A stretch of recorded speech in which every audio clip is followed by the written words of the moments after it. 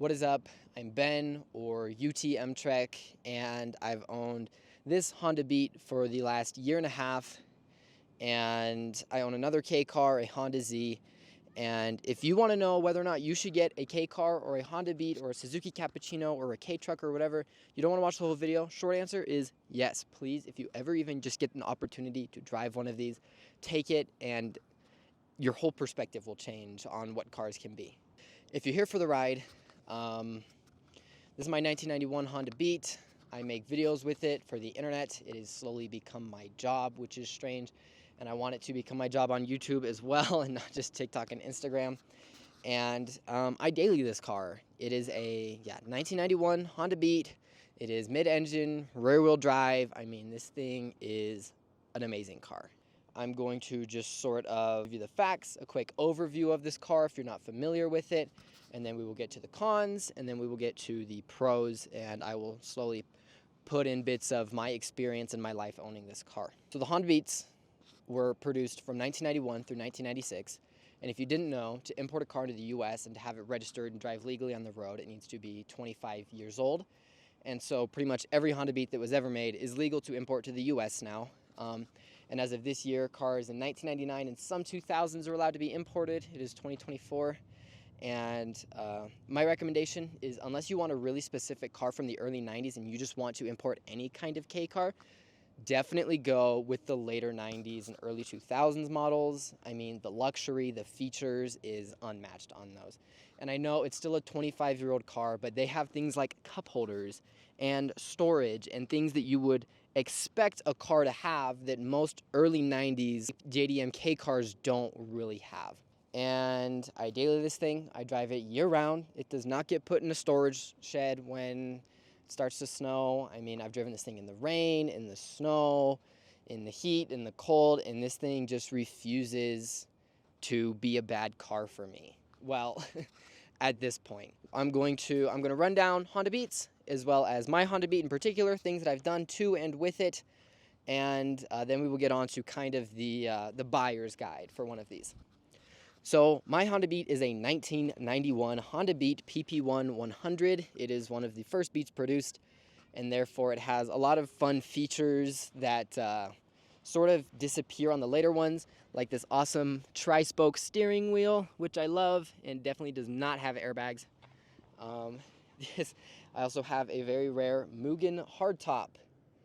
This is my baby. This is my prized possession. These are incredibly rare, and mine does have clear coat peeling on it, but I'm getting there. I love the Mugen body kit, so I also have the Mugen bumper up front, which gives it this little smiley face. I think it makes it look super happy.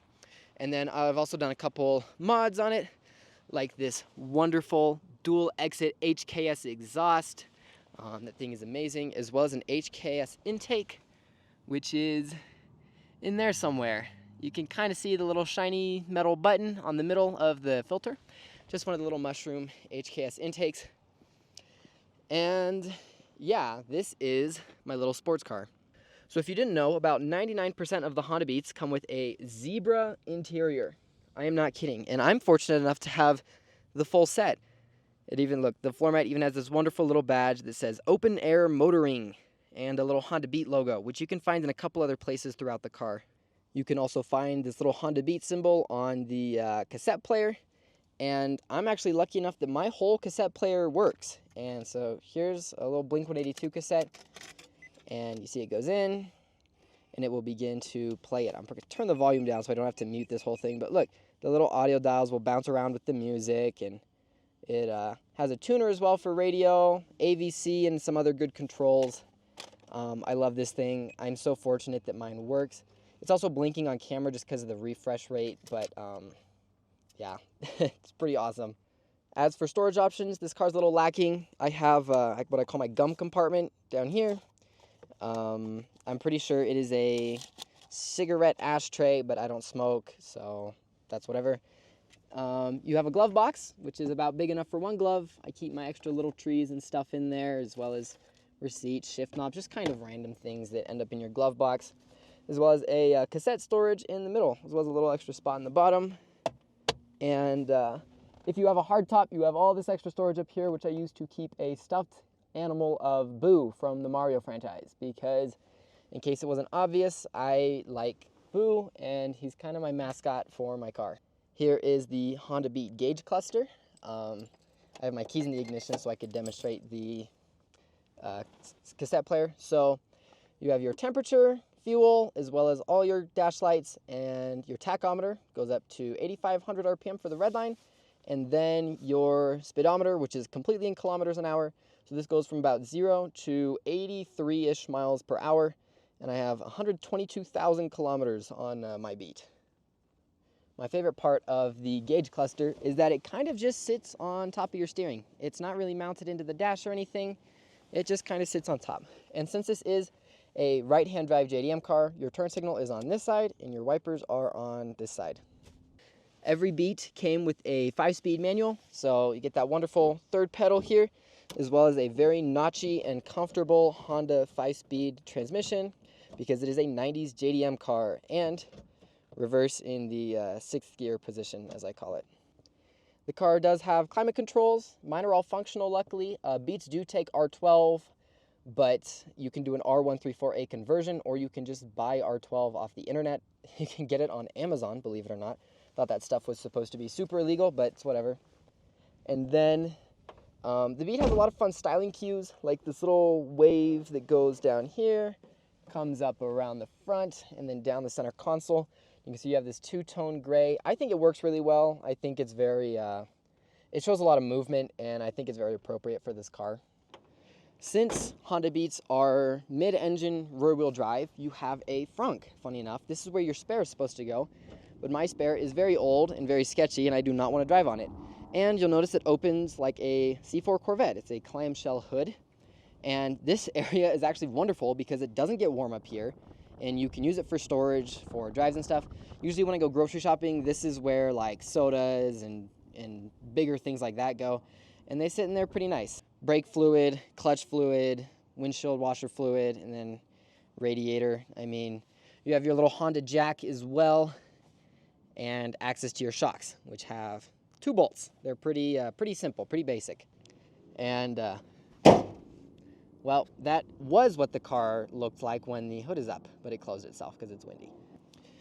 You're probably wondering, well, it doesn't seem like a lot of storage, because keep in mind this car is smaller than a Miata, but despite it being mid-engine, you actually do get a trunk. It's not a ton of space, but I use it to keep some extra oil on hand, as well as here's our very small little K-car car battery.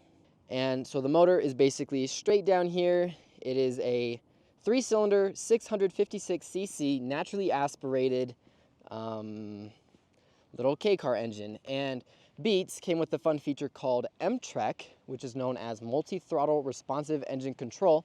And it pretty much means independent throttle bodies. So the Beat has 3 throttle bodies, 1 for each cylinder, and you get this lovely little MREC badge on the driver's side door jamb. And the door jamb is even where you open your fuel door, which is fun. Now that you know a little bit about this car, let me just give off my experience of owning it. So I am American. I'm 5'10", or about 176 centimeters, I think. And you can see that, I mean, I'm not like considerably taller or bigger than this car, but this is a tiny car. I fit in it really nicely. I think it's a very comfortable. I think I'm the perfect size. In fact, taller people, hear me out. I've driven Miatas. I've sat in other K cars as well, and this is one of the roomiest K cars I've ever been in. Because it is a mid-engine configuration, there's a lot of room in the front, so there's a lot of leg room, and it's pretty comfortable. In fact, I have to scoot the seat up maybe about 3 or 4 clicks to push the clutch pedal in all the way comfortably. I've had friends drive it who are much taller than me, and like, you know, over 6 feet, 6'3", whatever, and they haven't had any issues with it. So yeah, if you're looking between like a Beat or a Cappuccino and you're worried about space and comfortability, I would definitely go with the Beat, just because there's bigger room. In pretty much every other aspect, the Cappuccino destroys the Beat. So that brings me to some of the downsides of owning this car, right? So this is a Japanese K car from the 90s. This thing is like 30 plus years behind on the tech of modern vehicles. And so This thing is amazing for getting around town. You average about 40 miles per gallon around town, and when I go on longer trips, I get about 50 miles per gallon on the highways. Right, that enough. That enough is pretty enticing if, you know, fuel economy is a big deal to you. And the car has a 5-gallon tank. The most I've ever paid for gas was $18. And it was at a very expensive station at a very small town in northern Utah. That being said, this car does not like to go on the highway. I mean, it is a sporty transmission, and it is geared to be torquey, you know, especially once you get into the higher RPM range, about the 6,000 to 75, 750 is where you get like your peak power. But driving on the highway to go about 60 miles an hour, you are sitting at 5,000 RPM. And it's a very common and very popular upgrade for Beat owners to get the 4th and 5th gear from a Honda Acti transmission. It makes these a little more practical, a little more comfortable, and it keeps it at a lower RPM range when you're on the highway. It's easier on the engine too. Highways are absolutely a struggle with this car. Another thing is part availability and part accessibility. Since this is a rare car from the early 90s in a foreign country, getting stuff for it can be pretty tricky. The nice thing is Beats have a lot more of a community and a lot more accessibility and knowledge around parts and where to get parts and aftermarket stuff as well. I love eBay. eBay Motors has a surprising amount of stuff for this car. Every gasket I've put in this car was from eBay. I bought a new cylinder head from eBay that works amazing, a new camshaft, valves. I bought a transmission off eBay for this car. My exhaust is from eBay. I love eBay, and I definitely trust it. Just make sure that you know the sellers that you're buying it from. If they have a 50% like seller rating, don't buy from them, right? That's like just common sense in general. That has nothing to do with the car. Yes, that brings me to the next thing is these cars break. And when they break, you got to fix them. Because people, and especially shops, especially where I live, they do not want to work on this car. It is too much of a liability. There's no information about them online that is, you know, easily accessible to people who don't understand this whole world.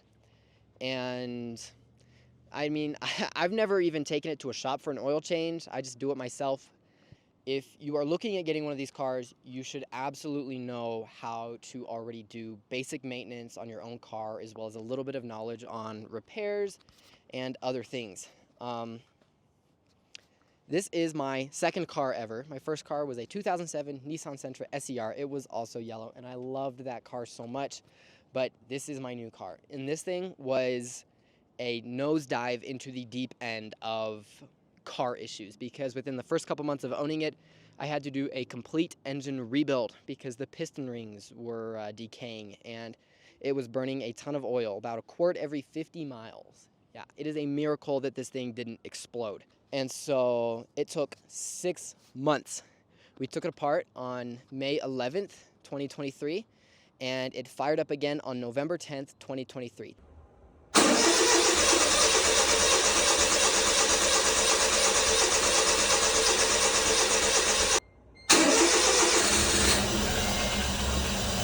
Today is November 10th, 2024, so it has officially been 1 year since I finished the rebuild on this engine. And then a couple months after that, the transmission seized, right? And that's why I got a transmission off eBay, and there was actually a shop in town that would swap the transmissions for me. And yeah, that was phenomenal, and I am forever grateful for them, because I had to convince them to work on this car. I was like, please, I won't sue you guys. I know it's a liability, but I'm not going to sue. All I'm asking is you swap out this transmission. And I bought a new transmission, and I brought it to them, and I towed the car there, and they did it in like a couple days. It was mind-blowing. So, yes, these things do break, and they need a lot of attention because they rev so high, and you're constantly sitting at high RPM. The timing belts have a tendency to snap, and this is an interference engine, meaning that the valves will collide with the pistons. So you need to be very careful and just make sure that you're keeping an eye on all your components. The average change or maintenance interval for a timing belt is 50,000 miles. For Beats and K cars, but at least Beats in particular, it's recommended to do it about every 30,000 miles or 50,000 kilometers. As far as other things to be aware of when buying these cars, inspect for rust. A lot of these old cars can be very rusty and very gross, as well as make sure it's not burning oil. Make sure that when you check the oil with the dipstick, it doesn't smell like gasoline. and make sure it doesn't blow out blue smoke out the tailpipe. That's a couple things to be aware of when you're test driving these. I can't think of much else that's been too difficult about this car. It's slow. It takes a lot longer to get places, especially long drives. Around town is fantastic. I mean, it'll go 50 miles an hour just fine, and I never really need to exceed that driving to work and driving to school and stuff like that. Do be warned that these cars are incredibly noisy. The engine is inside the cabin with you, and it's a manual. It's an old little, there's no power steering. There's very little comfort in this car. It's very raw. So if you want a car for the driving experience, go with this. I've driven a lot of crazy cars, and this car still holds up as like one of the best handling, most fun, responsive little cars I've ever driven. And that's being put up against a Toyota MR2 Turbo, Mazda Miata, my other K car, Honda Z. That's also one of the greatest driving experiences. Everything about K cars is so primitive and raw, and the thrills like absolutely match that. This car has an amazing driving experience. It sounds amazing. I mean, 3-cylinder, independent throttle bodies, intake, and exhaust. This car has such an amazing ring to it. Besides the driving experience, this car is just such a little cutie pie. I mean, look at that face. Like, you can't argue with me about that. This thing is smaller than a Miata. It's about the same width as a Smart 4.2. It's a little longer and it's a lot shorter. So yeah, it's very tiny, turns heads everywhere it goes. It is absolutely a looker. I personally love the styling on these cars. I know that a lot of people don't. They think they're weird looking. To that, I say, sucks to be you. Yeah, I mean, I've been to car shows and stuff where I'll be parked next to some crazy stuff. The first one that comes to mind is this Ferrari. And people will walk right by that and come up to me and talk to me about this because they would rather learn about a fun, interesting, quirky car than a, luxury supercar. I mean, people stop me at gas stations, at the grocery store. I've had people follow me home, creepily enough, to ask me about this car. And everywhere I go with it, it's a blast. It's people looking, it's people smiling, it's people taking pictures. It's just a happy car. Speaking of weird styling choices, I'm just going to show you some that most people complain about. That is the lack of like a fender, like a formal fender, and not just this weird panel here. Because, yeah, the headlight goes straight into the wheel well, and the bumper doesn't really flow that great onto it. I mean, this kit is meant to have skirts and stuff as well. You'll notice that the car has a very wide wheelbase, pretty much out to the edges, which is nice because it doesn't really scrape anywhere. But, yeah, there's maybe like 4 inches of car in front of and behind the wheels. One of my absolute favorite things on this car are the taillights. I don't know, just the look of them. It's something about them. They're just so wonderful. Then a lot of Beats have this cute little factory option mud flap. Yeah, I think that is hilarious. And the most controversial being the zebra seats. But I love them. I think it gives so much personality to the car, and I think it works so well. But let me know what you think. I'm putting my hat on. It's getting windy. So if fuel economy is a big deal to you, K cars are fantastic. I mean, they all get very good gas mileage, and especially if you live in a big city. I live in a very small town in between cities, and it's about, 4 or 5 hours to one that way and 3 hours to one that way to Las Vegas and Salt Lake City because I live in southern Utah. And taking it on the freeway isn't exactly the most fun, so I usually take back roads and highways, and it takes a lot longer to get there. But I am doing it in style, and I prefer back ways to highways anyway. That's just me. I have met a lot of cool people because of this car, and I've had the opportunity to be a part of some really cool things. I mean, I'm pretty well known around my city now for being the one that has this car, as well as I was posted in our Facebook group once, the Cedar City's worst drivers for parking it in a shopping cart return. And I think to this day, it is the most liked post in that Facebook group all year. So, local celebrity, what can I say? This car is small, it's compact, drives really well. I can park anywhere.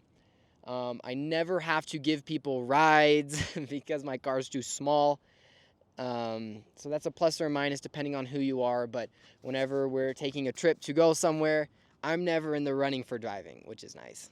More of the pluses is the community that comes with these cars.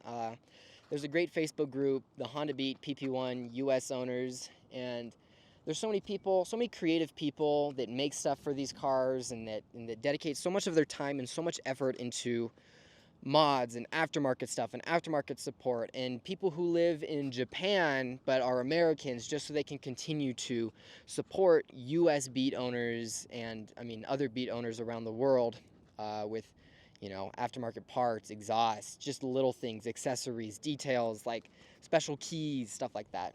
The people that own these cars are very passionate about them, and they're very, as far as car communities go, the K-car community is a wonderful one because so many of the people are nice, humble people that aren't worried about having the fastest or the biggest car, and it's not always a comparison or a battle, me versus you. It's just about having a fun car and enjoying it, right? Regardless of the power it makes.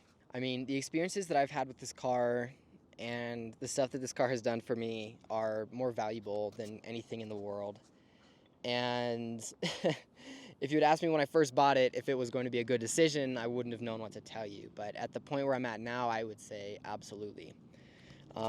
If you want to get into K-cars in the world of these fun imported vehicles and you're worried about mechanical aspects and stuff, I encourage you to research the hell out of these things before you buy them, okay? Don't just jump in the deep end like I did.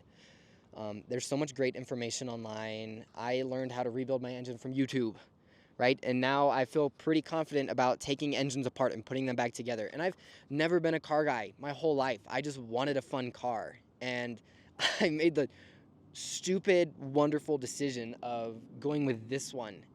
And, I wouldn't trade anything for the experiences that it has given me, But yeah, so let's take my wonderful little car out for a drive. It's kind of hard to be unbiased and give a first driving impression because, like I said, I dated this car. I've put about, 10,000, no, probably about 15,000 kilometers on it since I bought it, and it's been broken for, 8 months at least. It's like 10 months out of the year and a half that I've owned it. But when it does drive, it is damn fun. So yeah, let's hop in the car, let's go for a little drive, and I will talk about some other stuff as we're going around. Just a quick clip to give y'all some perspective of what it's like sitting in this car. The seat actually does have some adjustability. You can lean it up or lean it back. It is a Honda, so I recommend leaning it all the way back. But if you lean it up, I can scoot it back pretty far to the point where I can reach the clutch, but I can't push it in all the way without actually leaning off the chair. So I like to scoot it up a bit, lean the seat back, and you are sitting pretty low in the car. It's not like a normal car where your legs are at a 90-degree angle. You're pretty much sitting like this with your legs straight out. So here you go. This is kind of what the driving position looks like. Clutch, brake, and then pedals.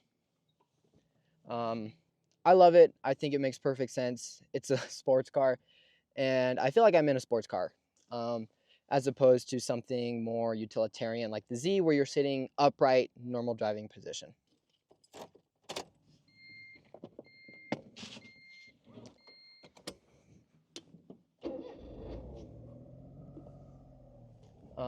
Starts right up. It's a good car now. It wasn't when I first got it, but I've replaced a lot of stuff on this car, and it's taken a lot of effort to get it to the position where it's at now. Since I have a hardtop, it does rattle sometimes. You just need to tighten the hardware. But if you're buying an old car, keep in mind that you are buying an old car.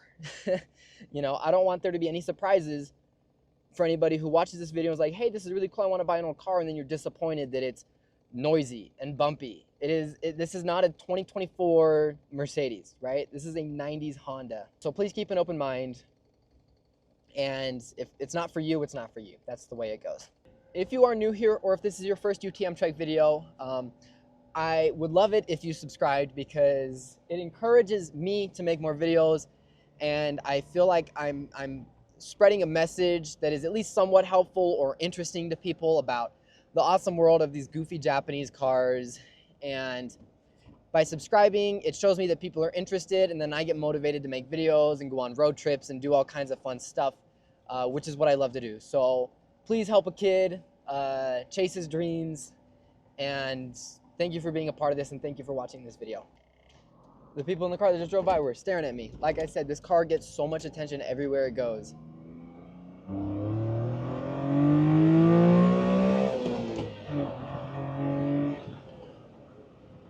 That's a little taste of what the car sounds like. It's pretty good. I mean, I have worked on the sound of it a lot with stuff like I mentioned, like the intake and the exhaust. But even completely stock, these things sound crazy just because they suck in so much air. We're gonna go up a little bit of the ways of these beautiful mountains that have been in the background.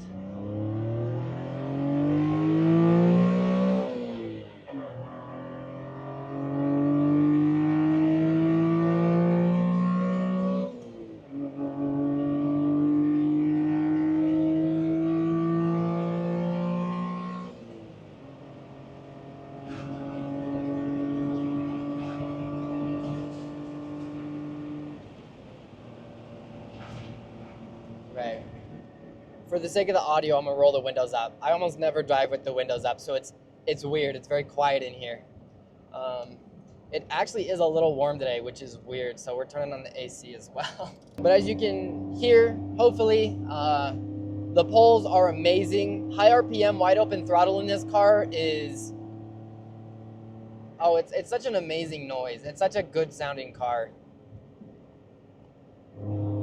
And so yeah, we're gonna be going up a little bit of a mountain, so some windy roads. I wish that my GoPro had battery and wouldn't just randomly die like it does, so I could record some POV stuff. But keep in mind that I am not a YouTuber. I'm just making videos for fun. You can change that though.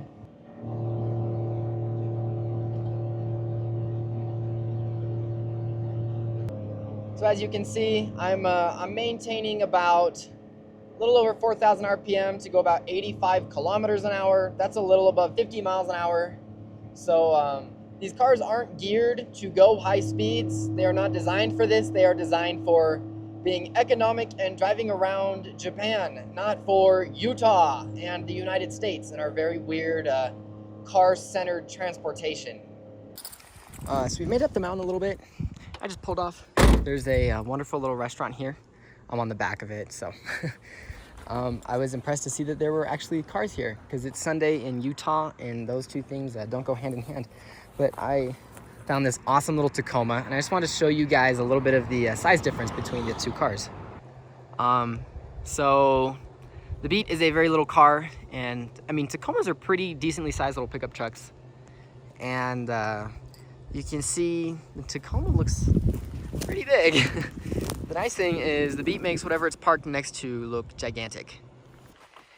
Here they are from the back. Once again, you can see the Beat is quite a little vehicle. So it's a good little canyon carver. It is a very fun Sunday drive vehicle. If you just want to get out and explore some roads, this is an amazing car to do it in.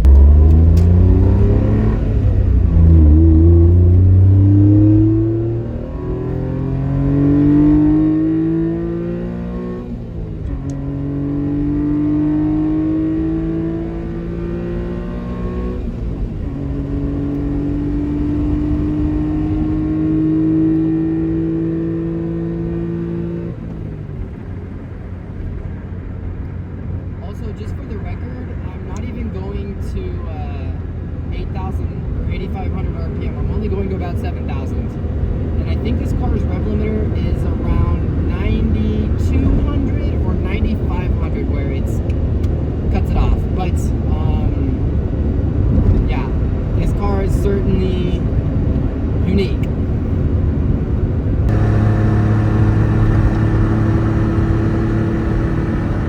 When I was coming up, everybody was going down. Now that I'm going down, everyone's coming up. If you ever get an opportunity to own or drive at least one of these cars, take it without hesitation, because these cars are special and they are beyond amazing and capable.